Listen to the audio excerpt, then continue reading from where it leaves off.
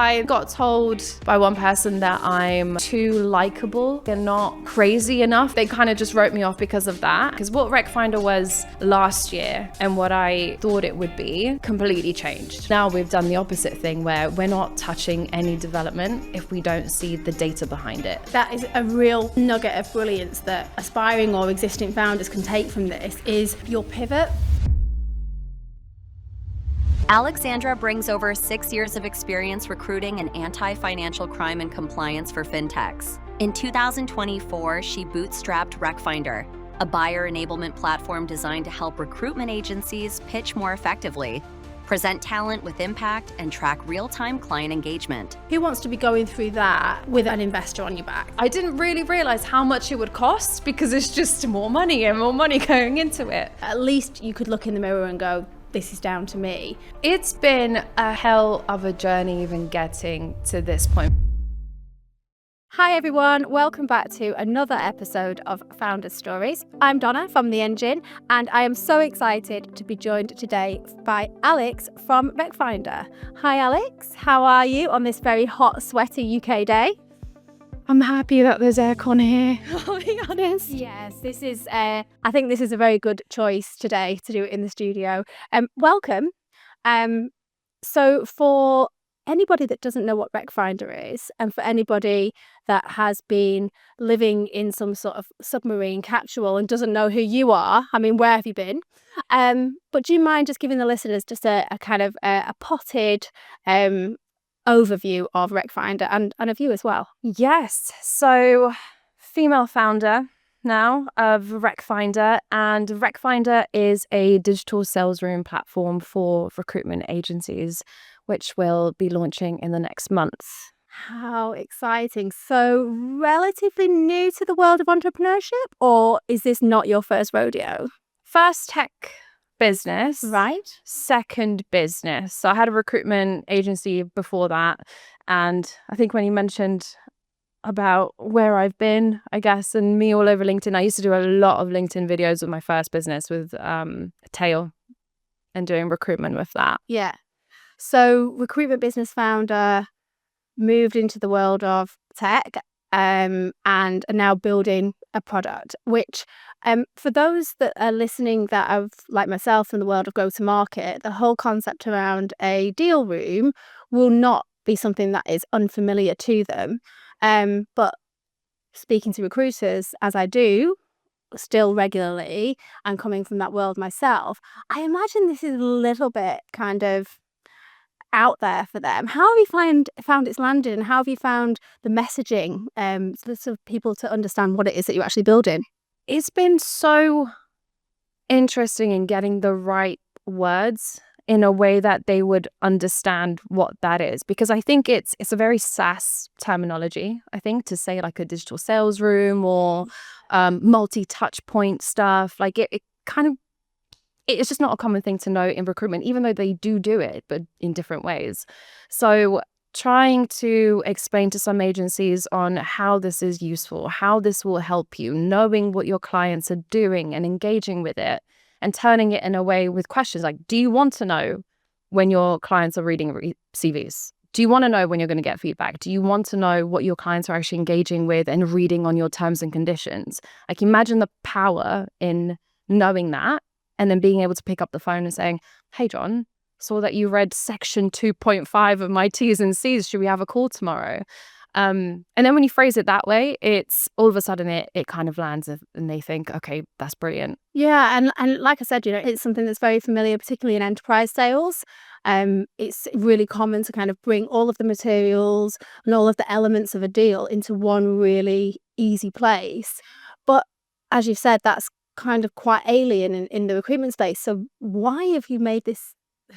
Why have you chosen to do this thing that essentially it's going to be hard work, right? To get that to land. So talk to us about the birth of Recfindr and how that's found itself into the space of deal rooms. It's been a hell of a journey even getting to this point, because what Recfindr was last year and what I initially thought it would be completely changed, like flipped on its head entirely. And the thing that got us to this was having the same why that we had last year. And what that was is making sure that clients have a good experience when dealing with recruitment agencies. Because more often than not, their clients are always bombarded by recruitment agencies. They get the same messages, they get the same emails, they get everything the same. So the client experience is like, how are you doing it differently? And what can we do to make sure that agencies are creating a better client experience for their clients? And I think that's what the important part was, is that our why stayed the same, but how we do it and what the product is going to look quite different. And with this, the way we landed on this is through data. That's something that I did not gather last year at all. We thought, that's a good idea. A marketplace would be a great idea. Let's do that. Whereas now we've done the opposite thing, where we're not touching any development if we don't see the data behind it. How are people using it? Hearing opinions is great, but there's hearing the opinion and then seeing and tracking kind of how they're using the platform and what they're doing. And that's informed a lot of the things that we've developed and how we're doing it, along with actually doing product discovery with the internal talent teams. It's like, well, what's going to make your life easier working with a recruitment agency? What's your pain point? What do you struggle with? So that's how we're here now. Yeah. And that is your first, I think that is a real nugget of brilliance that aspiring or existing founders can take from this is your pivot. Can we call it 100%. a little bit of a pivot? Yeah, 100%. And that's the thing, is that's fine because you had this underlying why, Yeah. and that didn't change. Yeah. But you realize that in order to deliver that outcome or deliver those outcomes for your clients, the product have to be shaped slightly differently. So that's fine to be like that. And it's really difficult, I think, for founders that maybe are in the same situation where they're thinking, this isn't delivering my why. What shall I do about that? And actually just tear it up and start again. Yeah. I think I had a lot of questions actually of maybe other people that thought about pivoting, or if you're too clung on to the what, that's very challenging, because the what, it is risky. It might not work. It might not fit in that ICP. And then if you get rid of it, well, what are you left with if you're clinging on to that what? Whereas because I just cared about the why. This is the problem and this is the thing that I want to focus on and fix. How we do it, or figure it out. This is how I think we could do it. And this is another way we could do it. And then there's another one, and the 50 different options that you could test out and trial out. But I think you're so right. It's really important to have the why, because everything stems from there. I think from a financial perspective, though, I think that's probably the blocker for most. They're like, I've set out on this journey now, particularly if they're bootstrapped, which you were at one point. I don't regret a single penny that I put into it. So I build really well with my recruitment business, and I thought, screw it, I can do this. I didn't really realize how much it would cost, because it's just more money and more money going into it. But I learned the hard lessons with that. And bootstrapping it is great. And I get that it's a risk, people don't want to use their own money to do it. But now I'm coming into this this new phase with lessons already learned. I would say, though, if you can raise and do it the opposite way to what I've done it, then maybe that's better. I am not sure, though, because I think the way that you've done it is almost you've bought yourself. So instead of going out and buying material things, you've gone out and bought yourself a foundation on which to build a really successful tech product. And that's a good investment, right, in anyone's eyes. And you could have spent all of that money on consultancy. People telling you how to build your MVP, all these things, as you've said, they do add up. Instead, what you've gone is 2 feet in and spent every penny that you had building something that then gave you a foundation to say, okay, I know now how to deliver this why in a much better way. So for anybody that's listening that hasn't got a clue what we're talking about, Recfindr was born as something different to a deal room, right? So what was Recfindr prior to the deal rooms? Initially, it was a marketplace. I thought I was a small recruitment company, and I thought, how can people find me? People like working with boutique niche recruitment agencies. So I wanted to create a marketplace where you can go and find these niche. Hence Recfindr. Hence Recfindr. I ain't changing the name. The name is stuck. That's fine. It's our Recfindr Engage. But that's what the premise was. And it was purely because from a client point of view, they had really good service because of it. They enjoyed dealing with the smaller recruitment agencies. And doing that, I never thought about it that way in saying that I've made it an investment into my own learning, because you're right, there's no better way to learn than actually doing it yourself, failing by yourself, getting up every single day to do it.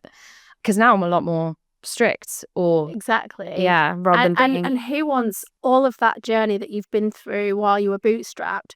Who wants to be going through that with an investor on your back? Yeah. With somebody else to feed, Yeah. with that added pressure. At least you could look in the mirror and go, this is down to me.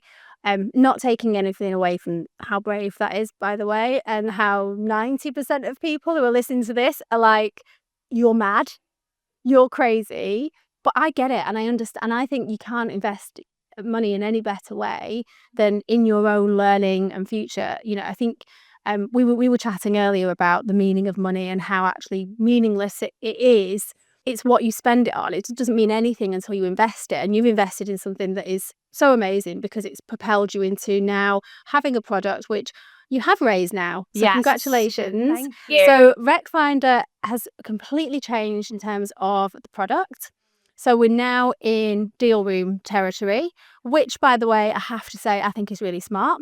There are a lot of areas of recruitment technology which are really flooded and no one's done that yet. So there might be a reason for that, because it's really hard. So, but the fact that you've now got that backing as well. So talk to me about kind of that journey of kind of getting investment for anyone that's embarking on a similar minefield. I'll be honest, I keep doing things that just put me in situations where I just have to then deal with it. I think last year when I said, right, I'm going to go raise, I didn't have a clue what that meant.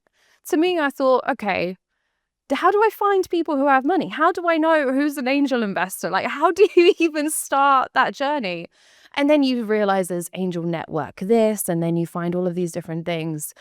And then I remember getting told, HR tech is just not sexy enough for people to invest in. I'm like, fantastic. This is good news. And that got told to me by some of the angel networks.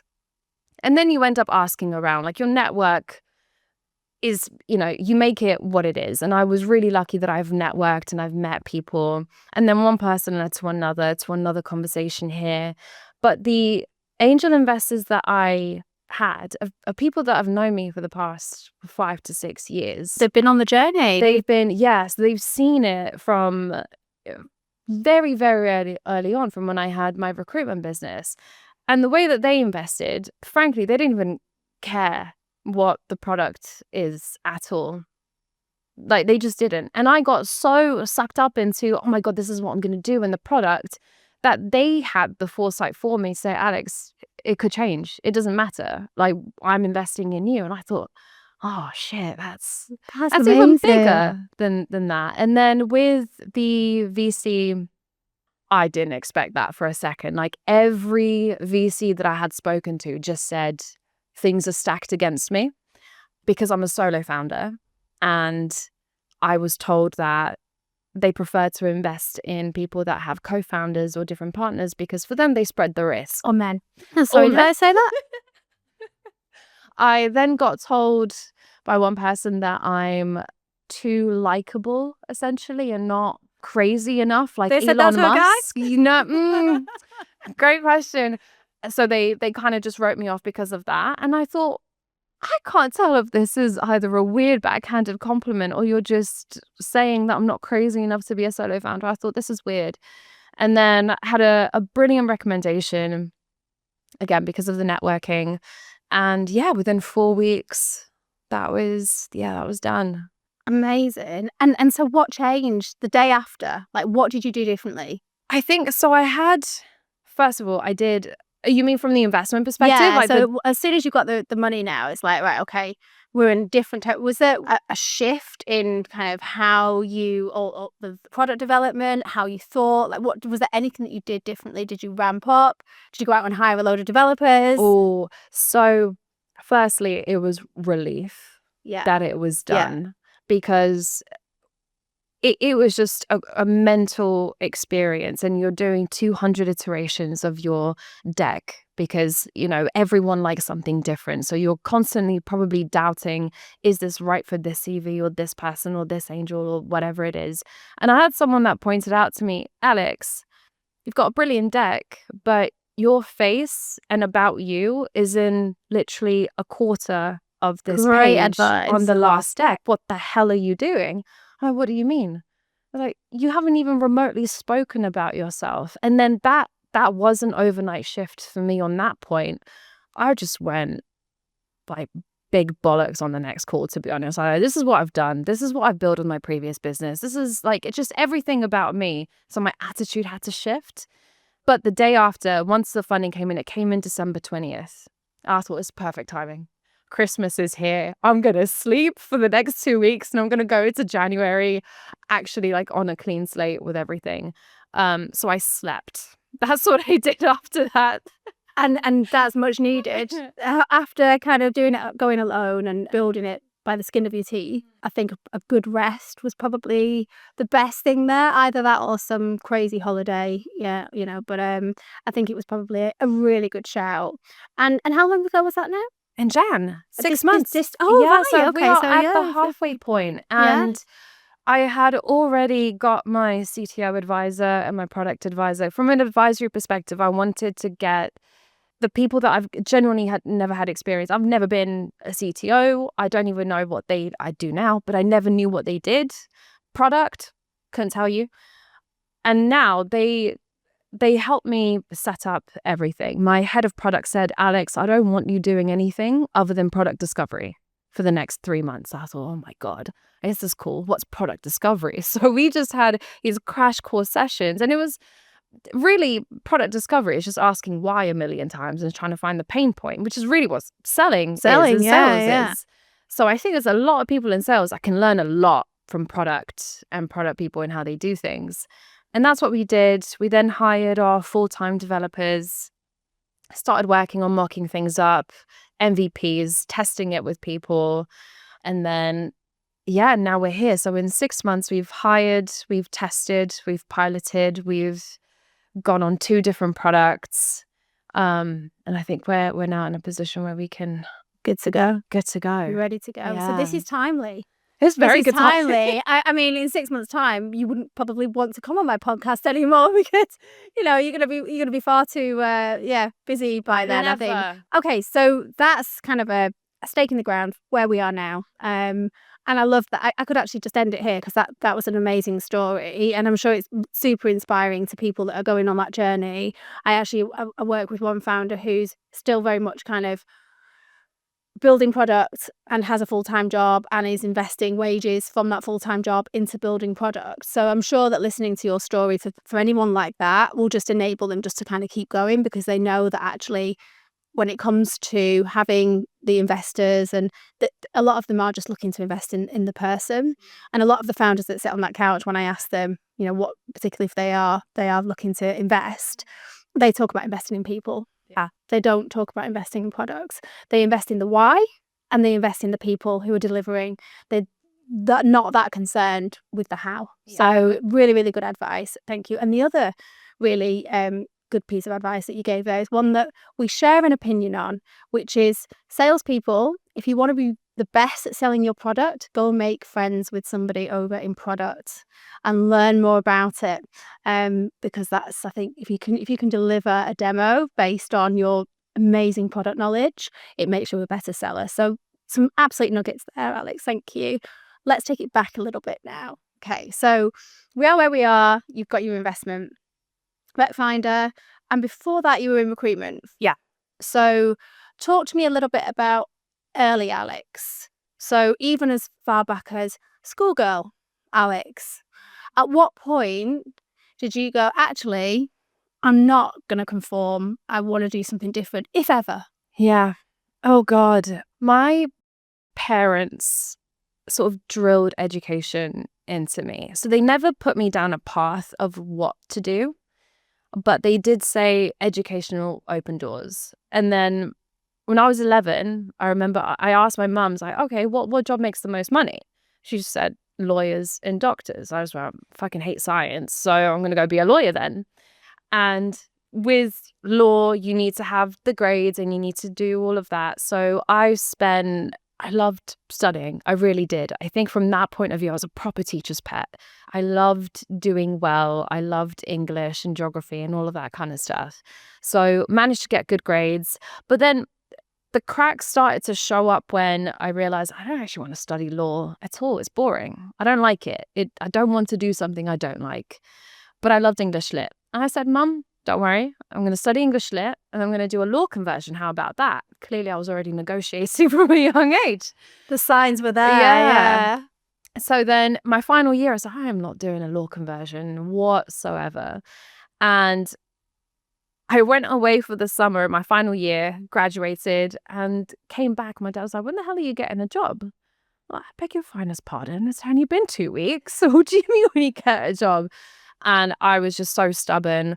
I put my CV out there. Rec called me and they said, oh, you've got interviews tomorrow. I was like, see, Dad, there you go. Yeah. 3 days later, got a job in recruitment. Couldn't tell you what recruitment was. Had no idea, but they sold me the dream. And then that's where I started. But the point where I think I realized I wouldn't be happy is that I kept questioning everything a business did. Not in a bad way. I was truly trying to understand, why are we doing this in this way? Why can't we try it this way? Why can't we try and see if maybe this way works or do something different? Why am I stuck in this particular way of doing things? I can imagine for my managers, that could have been very annoying. And then, but I think that's part to do with creativity. I think I've always been quite creative. In anything I do, it's, either art or cooking or whatever it is, always had this creative tendency. And in business, you have to be creative. You have to think of different solutions. In sales, you have to be creative. So yeah, for me, it was noticing that I ask why a lot. A lot more than anyone else in the Yeah. room. Yeah, I'm kind of with you on that one. And it is annoying for people, but it is who you are. And so I suppose if you hadn't have had the kind of education piece been made so important in your life before that, maybe you would have realized prior to that actually that's not what you were made to do. But you've gone into recruitment, which actually is probably a really nice platform for building business, because it's quite a difficult job to do. You're spinning lots and lots of plates. The good recruiters can kind of treat their role as their own small business anyway. So talk to us about the recruitment, Alex, and were you successful as a recruiter? Like, how did you enjoy it? How did you find that life in recruitment? Because it's not for everyone. No, I'm too stubborn to have let it go, to be honest, because it was hard, especially the first year and a half. The business that I worked at, it was intense. But in hindsight, it was the best training I could have ever had. Like, yes, I was there at 7:30 a.m. And yes, I did leave at 9 p.m. But my God, it was just the best training to get out of your comfort zone. I remember my first phone call, horrendous, horrible, would have never done it. But it was brilliant. And the thing that I wanted to get right wasn't recruitment and the sales.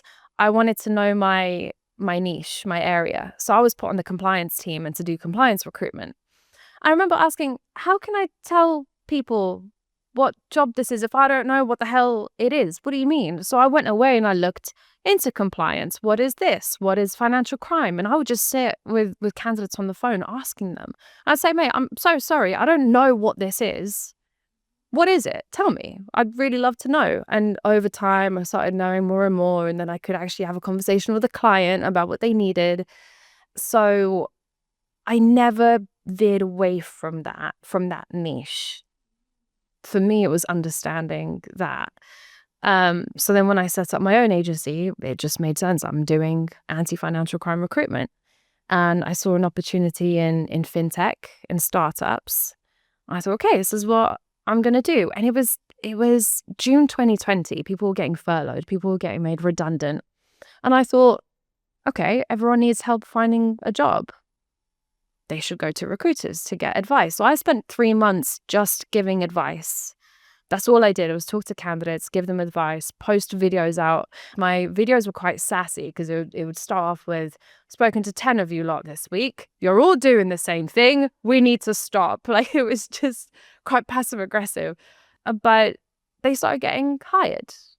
And then they became my clients. Like, it's very old school way, but it worked. Is it karma? Is it whatever? It doesn't matter. Point is, help them out. They got jobs. They came to me when they were hiring. And then I got bored. It stopped becoming a challenge. Right. Yeah. Because you've created that constant cycle. But actually, a lot of the methodology that you've applied to recruitment there, I'm sure is the same methodology that you will apply to Recfindr in terms of the go-to-market strategy. 100%. Know your ICP. Yeah. Don't be scared to stick to your niche and say no. If you know that it's taking you away from that, that is a huge mistake that a lot of us make. And I understand 100% because if somebody's waving their checkbook, sorry, showing my age, in your face, it's very difficult at that early stage to say no. But it will pay dividends in the end. So you started to apply those early stage tech kind of go-to-market strategies whilst you're in recruitment, which then you're just obviously carrying over. And I think one of the best things we can do as tech companies is actually give value first, before we try and put a price tag. So you're bored in recruitment. Have you gone, I know what I'll do. I will set up a marketplace. Is it that simple and then you've done it the next day?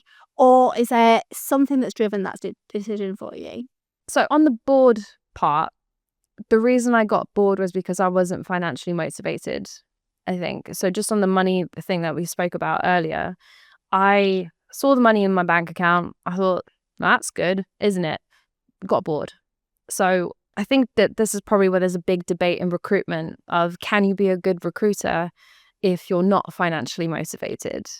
You know, there's motivation is a big one. You get people sucked into recruitment on money, but can you keep them around because of money? And if you're financially motivated, then yeah. But actually those that aren't, it's tough. You need to give them more. They need to be like constantly fed with something else and a new challenge. And I'd reached that point for my part. But how do I get to the board part? How did I get to that? I don't know. I could cut that bit out, but it was yeah, I mean, as at some point you've gone, oh yes. So I slept on it for 6 months. I went to my mentor and I said, I've got an idea. Right. And he said, Alex, park it. Sounds good, but sleep on it for 6 months. 6 months sleep on it.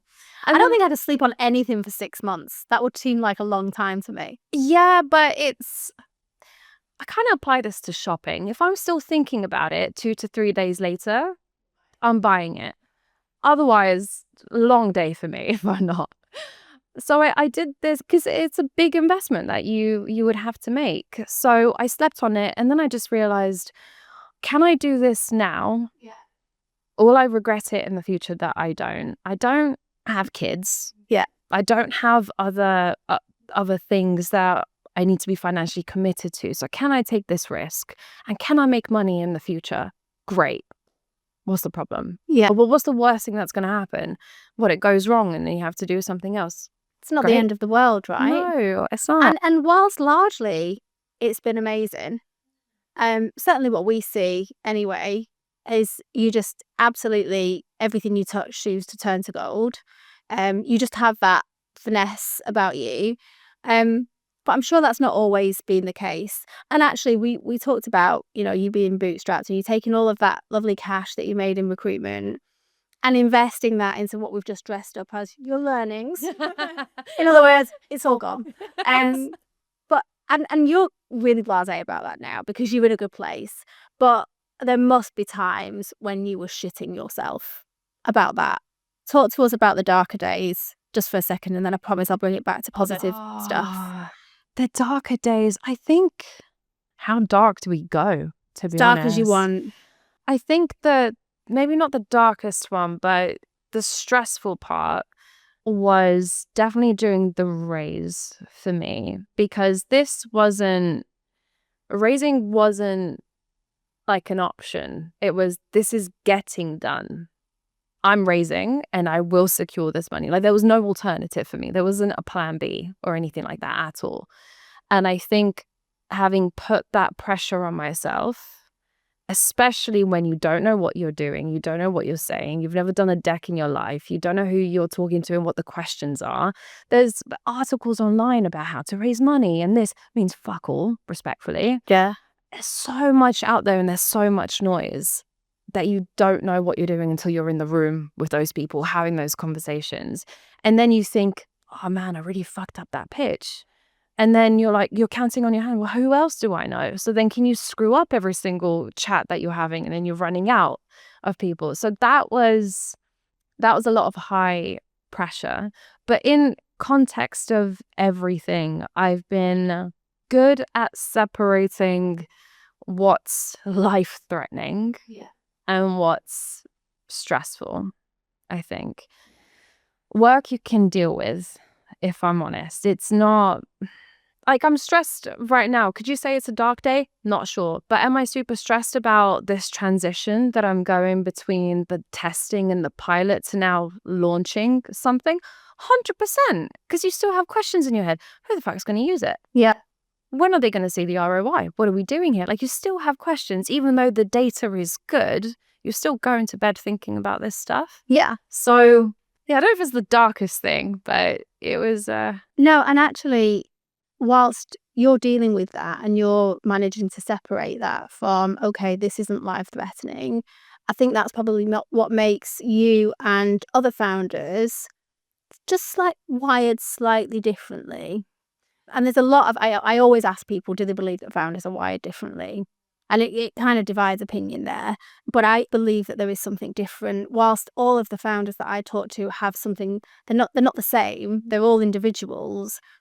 But there are some synergies there, and being able to make that separation, and for, you're just pre-launch, that is such a stressful time because there's a lot of questions for you right now. And yes, the data's telling you and the pilots are telling you that everything's going to be fine. Like, it's going to be okay, Alex. I know it's going to be okay. We all know it's going to be okay.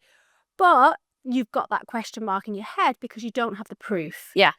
You're seeking the proof, you don't have the proof, but the data is there. But that's still a really stressful time, but you're able to put that in a stress bucket and not a life-threatening bucket. And I think that's what probably makes you different from a lot of the population that wouldn't be able to make that separation. So if they were in the place where you are now, today would be a dark day, as would tomorrow, as would be the day after that, until they see that ROI come in. But would they actually get there without quitting because they can't take that level of anxiety? Whereas you'll be able to get to the finish line because you can deal with that and you can put it in that bucket. Yeah. So I think actually your darker days, they're dark, but only from a work perspective. And you still manage to bring the light from a personal perspective. You have to. You absolutely do. You're always smiling. You've always got so much to say. And even though you've got this huge amount of pressure on you at the minute, but yeah, I mean, it's going to be all right. You just kind of take every day, to be honest. That's the other thing. I can't focus on what's going on tomorrow, but I can wake up this morning, checking on the pilots, do my outreach, do this, do everything. And by the end of the day, it's like, okay, have I done everything that I can to move me closer to, not having that stress? Great. Parking that. Fantastic. You're so right about the bucket stuff. You have to separate things into their own buckets because it's a lot. So, yeah. Well, I should have said compartmentalize because we were online. Better word. I just went with bucket. I mean, let's just fast forward a little bit now before we come to the end, and let's get to a place where the pivot was a great idea. You're sleeping much better now because you've got revenue coming through the door. People are using the product. Now, let's just stop there for a second. Adoption is going to be difficult for you guys because it's new. But if you look at some of the new recruitment technology that's landed over the last couple of years, I think there's enough data, enough evidence there to show that if it's positioned correctly and that the why is the correct thing, then as long as you're smart around your customer success strategy, then you'll be the first, which is dead exciting, right? You're going to be the first product like this to land in the RecTech space, which I think is amazing.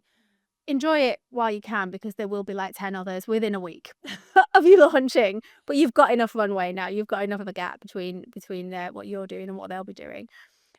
Let's fast forward our minds and allow yourself for a second to think about that. It's all working and you've got that revenue. You're going to get bored again. You're going to want to do something else. Like, have you thought about what's next for you in your career in building technology, or, from a personal perspective? Can you really get bored of tech? You could get bored of the same tech. Okay. But you could, it could be that Recfindr Deal Room is just an acorn. And I wouldn't want you to give anything away from a development perspective. Because there's Top secret. Top secret. But is that the longer term plan to now build upon what you've started? Or is there something else for you? Do you see yourself on the other side of those investor meetings where you're the one that's actually looking at that from a different angle and investing in the products of tomorrow? Like, have you allowed yourself to think about the future for you? Oh, good question. I think I've had these conversations with my partner as well, and I'm thinking, I don't know what would be next, but would it be fun from either like an investor perspective or consulting perspective to sit down with other people, even working in like a VC where you're hearing pitches all the time? It riles my brain like this. Like, I love it to hear things and to hear people how they come up with new ideas. Sure, that could be one avenue. With Recfindr and what's coming with it, I think the data shapes the way for the product. I'll be honest, it's even right now with how people are using it, there's edge cases and use cases where I thought, I didn't even think of that. That's amazing that I'm not, I want to learn about how people want to use it, where they're going to have value from it. I have no idea what it's going to look like in 3-4 years' time. And I have this conversation with my developers all the time. They want to know how I want it built in 2 years' time so they can set the infrastructure. And I'm there like, it depends. I can tell you what it could look in the next 3 months. But the thing I've learned so much is data, how it's getting used. What do people want from a product perspective so you can shape it that way? The mistake that I definitely made is I made an assumption without testing it, I think. Good in theory, not great in practice. Whereas now, I learned from that heavily. And am I taking it too much on the data angle? Can you ever have too much data from a product perspective? Who knows? I think loads of data is really good, but I think what makes you different from some others is that you're also very good at trusting your instincts and your gut, and you're very brave with acting on that. So data should never replace that, but it should just support you to make those decisions even quicker. And then you can just move like really, really quickly. But I'm really looking forward to seeing where you take this, as I'm sure everybody else is, because you are such a likable person and you'll have so many people rooting for you. I'm sure that you'll have plenty of bigger companies naming their price for the product as well at some point over the next, we could be sat on this couch in a year's time and you could be telling me about your acquisition journey. So we'll see how that goes.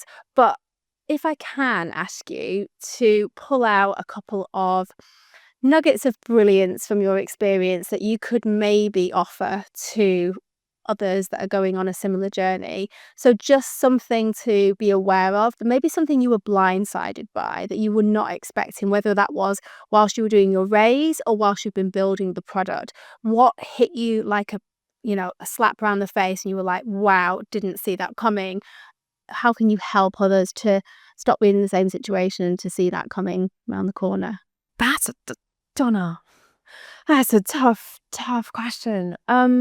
I think I'm going to go back to the raise, because to date, that was just a tough period. That's the event, isn't it? That's the event. thing, yeah. Yeah, and I've never felt more proud of myself than you bloody should. Kidding. The number one thing I was proud of before was getting an A-star in maths, because I can't stand maths. Now is the fact that You've gone from an A-star to a raise. Brilliant. Yeah, big jump. But I think it was a slap in the face that I didn't realize how much I was underselling myself. Yeah. I'm so glad you picked that. Yeah, it's struck me entirely. I didn't even realize I was doing it. I didn't realize it at all. And there's in my head, there was always a fine line between bragging about what you've done and then being confident in what you've done and showing what you've done. And I never wanted to toe that line. I was like, I don't want to come across in that way because I'm not an arrogant person. And then I just went, it's like, hold on a fucking second. These people don't know me. I can't assume. It's actually more arrogant to assume that they know this about you. I thought I have to tell them. So, yeah, understanding myself, I think, yeah, that's the one. And I think you can probably take that into your go-to-market strategy as well. Not just because there's obviously things from raising money that you can then carry through to your GTM strategy, in that I don't necessarily buy into people buy from people, because it's only if you've got something that they want. But at the same time, recruiters in particular are quite emotional buyers, and will go without technology if the person that's trying to sell it to them, they don't like them very much.